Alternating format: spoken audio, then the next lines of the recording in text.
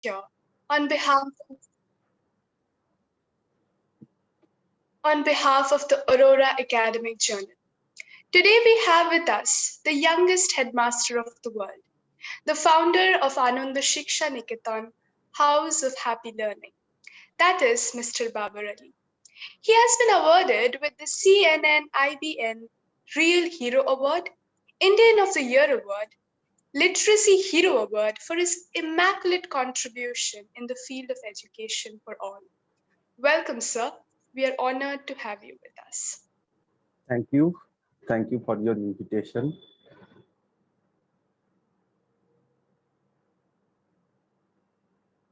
I request Anastasia to take over.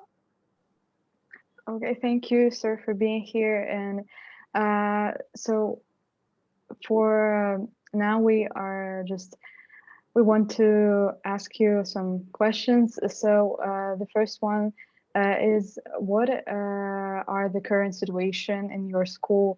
Did the COVID influence the learning process, and how is it now? Okay, so very good question.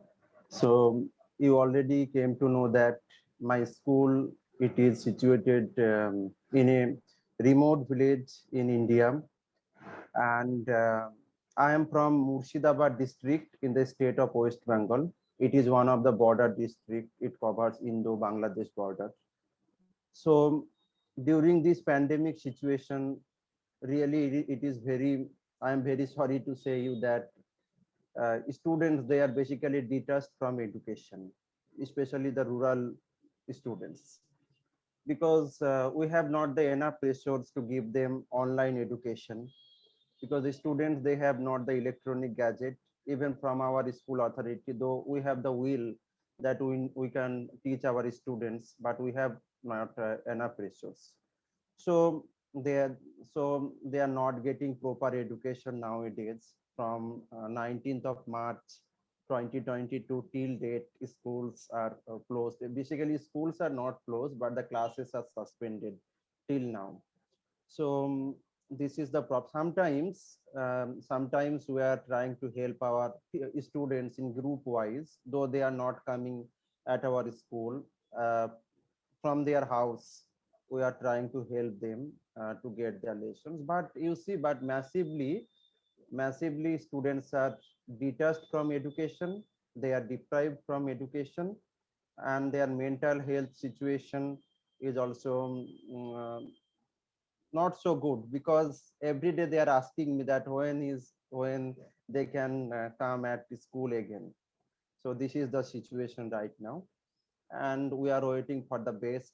And of course we are waiting that when we can reopen our school, both students and teachers.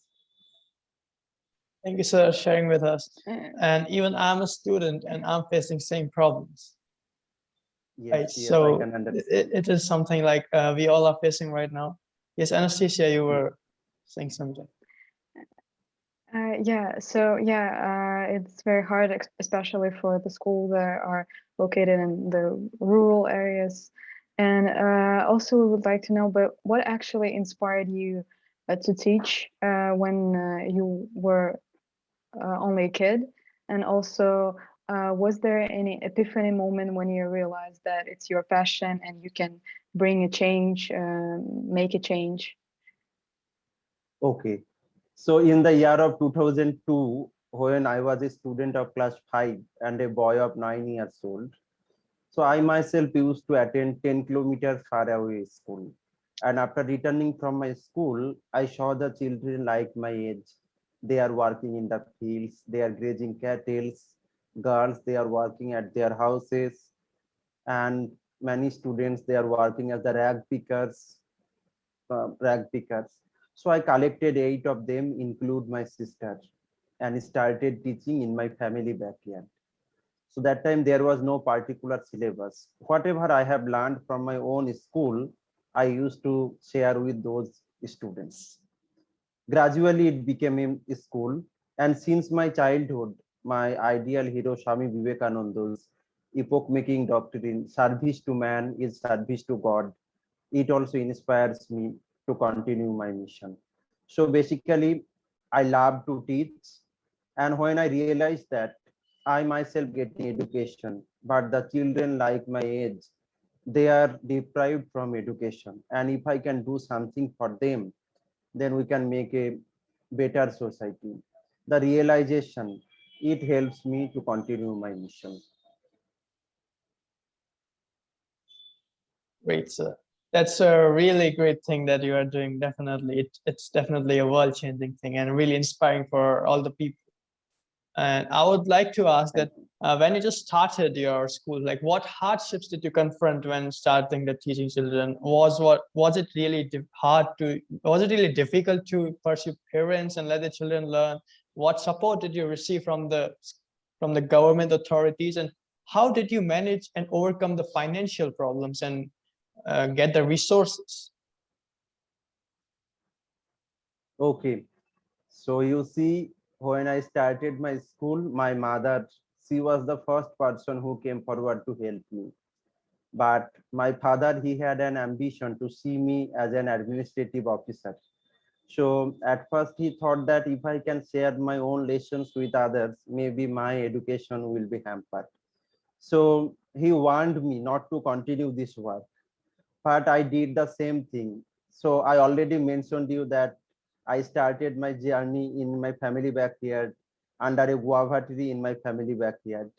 But when my father warned me not to continue this work, so I gathered them at a nearby village jungle. But again, he came to know that I am doing the same work every day afternoon. I am teaching those children. So one day he asked a retired degree college principal. He shared my journey, my works with him, and he told that your son is doing a good work, and if he can do good, God will help him. So he also became convinced, and since my childhood, my whole family members, they came forward to help me. But you see, when I founded Ananda Shiksha Niketan, I had to suffer much, struggle much, but I did not give up hope. I hoped against hope and fought tooth and nail to combat all the adversities. So when I founded Ananda Shiksha Niketan, the home of joyful learning, the village elders were very skeptic to educate their children, as they were not educated themselves.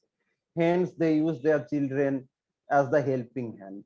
To send the girls' children, there was a strong reservation in our society.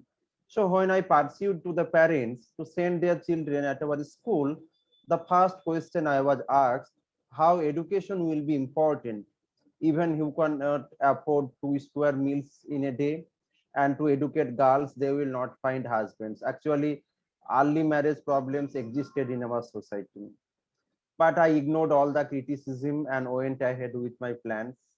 And you know that I started my school in the year of 2002, and last year, 19th October 2020, we completed 18 years of our journey, and more than 6,000 students has received completely free education from our institution. And out of them, 60% are girls and 40% are boys. So basically, to bring the children in the field of education, it was very difficult to convince their parents. On the other hand, as a child, I also, many villagers, many people, they also keep harassing me that how a small boy can run a school, what is his motto, what he is doing. Even few of my teachers at my school where I studied, they also discouraged me. Of course, few teachers, they encouraged me. So when I was in sixth standard, every day I asked broken chalk from my school teacher. So one day he asked my classmates that every day he is asking for broken chalk. What he is doing with those broken chalks? Is he writing something in the blackboard or school premises? Then our classmates told, no, madam, he started a school and he became the headmaster. So she became very happy and he came back with a full box of chalk. So of course, few teachers, they encouraged me, and few teachers, they also discouraged me. They thought that I am going to spoil my own education. On the other hand, there was the religious biasness. Many students, they focused about religious education rather than the modern education, and ill-motivated people, jealous peoples, and of course for financial issue, you see my family member, though we are also coming from a very modest background, my modest background, we have also the financial crisis, but our family members, they came forward with their help. And later when the peoples came to know about our institution, they came forward with help. They came forward with help. Nowadays, or still now, we are dependent on donation.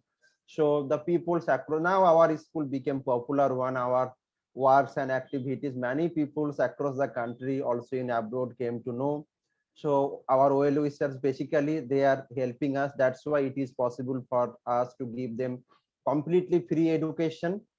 But of course it was very difficult situation, even it was a life challenge for me to run an institution, because in every in around us, lots of jealous, ill motivated peoples, biased peoples, even who don't encourage the education also, especially the modern education.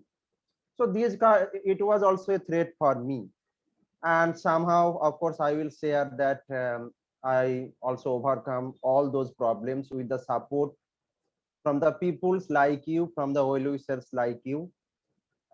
It is possible for me and of course my school authority to overcome all the issue, and we are working with our mission.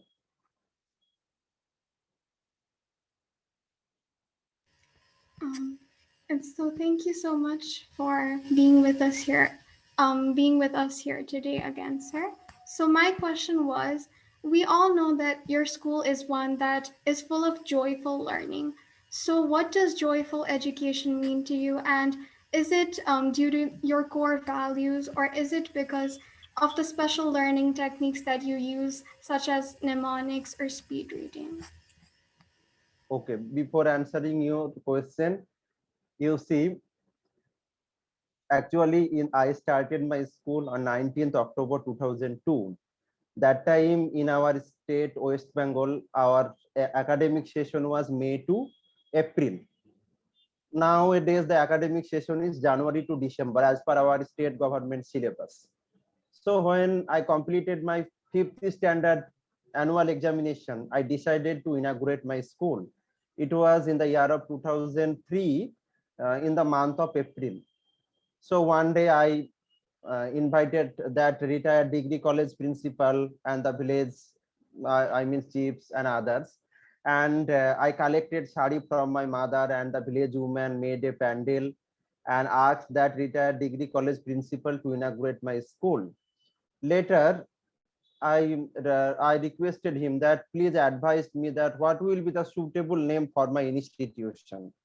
And he suggested me that at your institution, students are getting education through joyful atmosphere. So Anando Shiksha Niketan, the joyful learning, it should be the perfect name for your institution. Okay, so as I believe that education is not a bookish knowledge, not a pack of information, but it is man making. And so we are also trying to emphasize on man making education, the value based education, because nowadays, of course, to gain knowledge, bookish knowledge is, of course, this is important, bookish knowledge, to gain bookish knowledge, our practical knowledge also very much important. But apart from that, man making education, this is necessary for nowadays, the value based education. Because nowadays in our society, what's happened, a valued person, of course, he is taking time to get his recognition. But many people around us, even you see what I can say, they are well evaluated in our society. But you see, of course, throughout our younger generation, students like you, if you can emphasis on man making education from our own self, then you see in coming days we can change a massively we can change in our society. So always we want to emphasis on man making education at our institution. And I already told that Swami Vivekananda, he is my inspiration, and since my childhood I have gone through his works and books, his message, message always gave me inspiration. And not only that, it does not mean that I read so many things about him, but whatever I learned from him, I always tried to realize and tried to actualize in my real life. So of course, at our institution, we are trying to giving emphasis on man-making education, value-based education, and skill-based education at our institution, apart from bookish knowledge. And of course, practical knowledge is also important nowadays to become a skilled person, because you know that many people, they have the degree but they are not a skilled person, because this is also very much important nowadays, the skill based education also.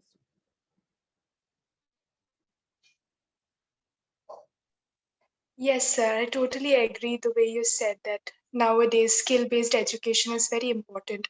So, sir, as you already told us about what is the education system right now, so what are your thoughts on how to improve that at the basic level? We cannot actually always go to the bigger level. So, at the basic level, how can we work towards improving the education system and make it much more better for our state, country, and the entire world? What are your views on that, sir? Okay, of course, you see, in every decade or every after few years, we are changing our syllabus, we are trying to bring something new. The expert committee, they are doing this. The You see the syllabus and syllabus to I already told you that to gain knowledge, it is also important. The syllabus, it is okay, but you see, we need to give emphasis on holistic education and value based education. Holistic education is very much important. You see the education system of Japan, the Norway, students, they can learn something, because e- education, it is not only the bookish knowledge, I already told you. So I always try to emphasize on holistic education also, and value based education. This is very much important, and we should implement it from the elementary level. This is very much. And nowadays what happens, the younger generation like you have lots of aspiration, lots of determination, you are also passionate one. The problem is, we are not problem is, you are not getting motivation, everybody is, of course, for our livelihood, we need money, we need job, this is also very much important. But we are, since our childhood, we are only emphasis on this issue also only.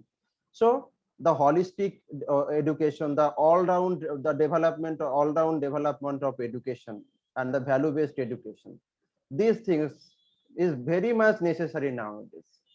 You see, it is very easy to say in simple word, value based education, holistic education, but its inner meaning is, it has huge inner meaning. So we need to implement all these things since our childhood. That's I can say. Okay, thank you very much for sharing that. And also, sir, as you said, many people have a lot of ambitions, high ambitions today, and many of them aspire to study abroad, like in Europe or North America, and they're going far away from their home. And does it influence like local education services? Maybe why it's becoming some sort of trend? Maybe you have some thoughts about that. So can you please repeat again? Can you please Yeah, of repeat course, it? of course. Many people, many young people are going far away from home to study, and to USA or Canada or Europe. And why does it influence local education in their home country? And maybe why it's a trend now, some sort of trend to study abroad. Why people don't stay. Okay. You see, it depends on situation. We have this kind of example in our country also, even from our village also. So of course, after a certain age and a certain education from their respective areas, they are also traveling, they keep traveling in other metropolitan cities, other states, developed states, or other countries also. It is okay, because you see, this is also very much important, because whoever this kind of opportunity, this is also important. You see, like Confucius, what he told in that ancient times, and because so I can also support this. I can also support this, that after a certain age, I mean after his elementary education or high school education, if anybody wants to travel in another place for his higher education, so that he can meet with the others students who are also coming from different regions, different areas, so that they can also exchange their culture, their system and everything. This is also okay. And other hand, you see the students, especially for the elementary students and the basically from the rural background students, in our education system, we need to include their local culture, heritage, and everything, because so that they can understand their heritage or culture in a joyful atmosphere, because they are very much associated with those things. And so after a certain age, I cannot say that from their elementary level they can travel other places. I cannot tell that. But after their graduation, undergraduation course or post graduation course, or for their research, if they travel in different place, that is also okay. But always keep in your mind that as a responsible citizen, you need to do something for our society, for our country, for also for our world. You need to keep in your mind all these things, that education is not only the self-centered things. Okay, you can do something, you need to do something better for our society. You always keep it in your mind. That I only can say. Definitely. So a person definitely learns when he travels, but he should definitely be connected to his roots, where he was born and where he was grown up. And also, I would Yes, like to yes. ask, when you started teaching others, did you think that the education system is the key to having more opportunity, especially for young girls? Was there any intention of making stereotypes around women's education? Have you noticed that girls around you are struggling with their claimed occupation, that many of them are against, many parents are against spending money in girls' education? So like, what do you think? Like your education system, did this give opportunity to girls also? You see, education for all, education for all, but we always try to emphasize on girls education, because this is very much necessary. Because you know that if a if a girl child or girls students, if they can learn, they can teach, they can teach they can teach many other children. Like a children, at first he can learn something from his or her mother. So, and of course in many areas girls are also very much neglected, because due to early marriage, religious biasness, that kinds of problems existed in our society. So in that aspect, girls education is very much necessary, because if you teach one girl, she can teach at least at least two of his two others person, as per my perception. So this is very much necessary. And nowadays, even at my area, the girls education is increasing now.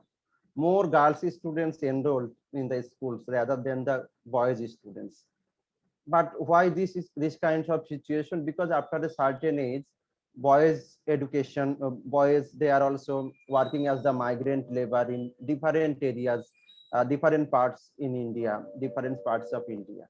So we need to emphasis on education, both girls and boys, after a certain, at least up to a age.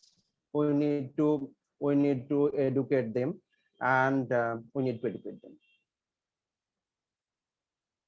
Yes, sir, I completely agree. And education shouldn't be a matter of discussion, but it should be a fundamental right that everyone should be granted. So, on this same note, what advice would you want to give to your own students or young people who are aspiring to educate themselves and others as well? Okay. Of course, in our constitution and education is one of the fundamental rights. So you see,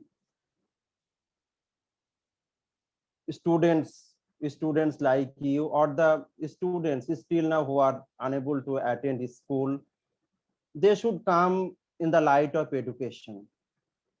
And the students like you, like my big dream is education for all with equal opportunity. You see, right now nowadays the many students, they enroll themselves in different institutions, different schools. It is a very good sign, but now there is a lack of quality education. There is lack of quality education. Maybe they registered themselves in different schools, but even they have not the quality of education. So if we can work together for the students who are still need education, who are still need qualified quality education, then only it is possible. Like you see, I did my double post graduation in English and history, but I learned English alphabet not from my school. When I was in fifth standard, I learned English alphabet from my father, from my house. So what happened in our in school, so that kind of problem we face from our rural background. But the students like you have the better opportunity. So as per your level, you can help others to fulfill this for the fundamental rights to bring children in the field of education. If you can educate others in your leisure time, to give them quality education, it is also possible. So this is not the job of anyone, this is the collective job, this is the collective work. So if we can work together for the betterment of our younger generation, then only it is possible to fulfill maybe the fundamental rights or the education for will equal opportunity. We need to work together. And apart from our own studies and own passion and everything, because this is very necessary. You need to focus your own studies also, your own passion also nowadays. And and apart from that, as a responsible citizen, you need to do something. So whenever you will do more, you will gain more knowledge, you will earn lots of experience, lots of practical knowledge also. This is also necessary for our life. Thank you so much, sir, for your insightful words. So, lastly, we would like to know what are your future plans regarding educating people? Yes. So my future plan, you see, this 19 October 2021, I am going to completed 19 years of my journey here.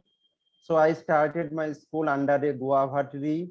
Now it became a very big school, and now our school got affiliation from West Bengal Board of Secondary Education, um, West Bengal Board of Secondary Education. Though we are not getting any support from the government, we are getting support from our well wishers.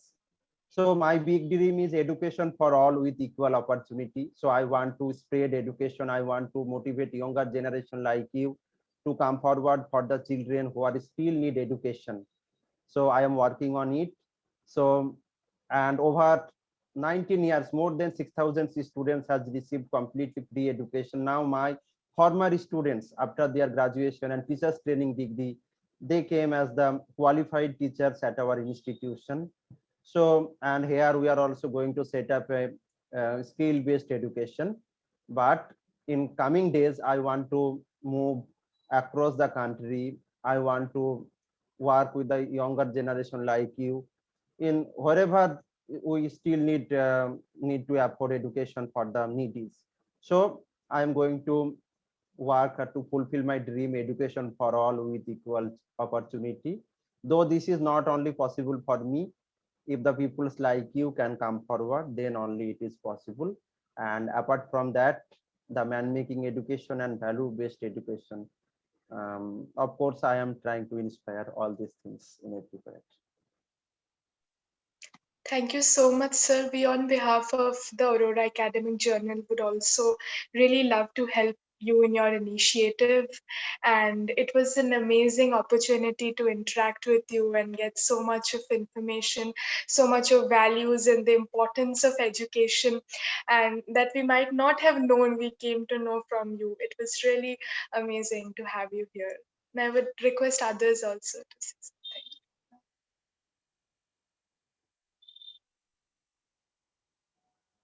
Yes, sir. It was really an honor to be with a person like you. And that's what I can say. I have no words other than that, that it was a really great honor to be with a person who, from being a place, you are example for me, where it's like if you don't have opportunities, you can make your own opportunities. That's what I learned today. That was the lesson I learned today. And I'm really grateful to you for teaching me this life lesson. Yes, Thank sir. And you. on a similar note, your insight was very impactful for me as well. Like you made me realize that to bring up a change, it can even start from a small thing, and these small things go to become a big change that can positively impact the society. So thank you so much for your time. Yeah, thank you, sir, for being here. I agree to all my colleagues, and thank you for this opportunity to interact with you, because sometimes it's getting hard to imagine that you can bring a change even in your small community. Thank you very much for joining us Thank today. you. Thank you.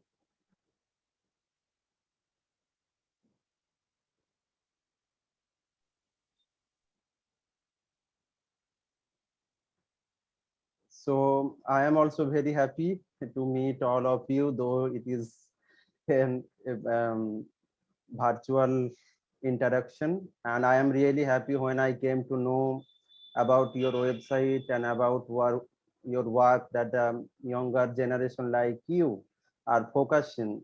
I am really happy. And then and there, I received your invitation because I was so happy. So thank you very much. My best wishes to all of you, and I wish you all a good future ahead. And thank you very much for your invitation. And near future, when the situation, of course, nowadays the situation is better, but when it will be new normal, please do visit at our institution, and please keep in touch so that we can work together, and also focus on your studies. And also I always told you that you also, of course, you all have the passion, and I am really happy you are also doing something new, because that's why I told that the younger generation, they have the passion. We need to motivate them, we need to inspire them. So please go ahead. And lastly, I want to conclude with a message of Swami Vivekananda: go on bravely. Do not expect success in a day or year. Always hold on to the highest. Be steady, avoid jealousy and selfishness. Be obedient, be eternally faithful to the cause of truth, humanity, and your country, and you will move the world. Thank you very much. Thank you, sir. Thank you for joining Yes, us. sir. Yeah, thank you. Yes, so you please take a picture, all of us. Sure, Yes, sir. Done. because this is something new that students like you are organizing. We are joining the events that especially our seniors are doing, but I am really happy when I saw you all. Thank you, sir. Yes. Okay. Yeah, thank you very much. Thank you. So please keep in touch. I wish you all Sure, the sir. best. Thank you very much. Okay, Thank sir. you, Thank you. and namaste to all. Thank you very much.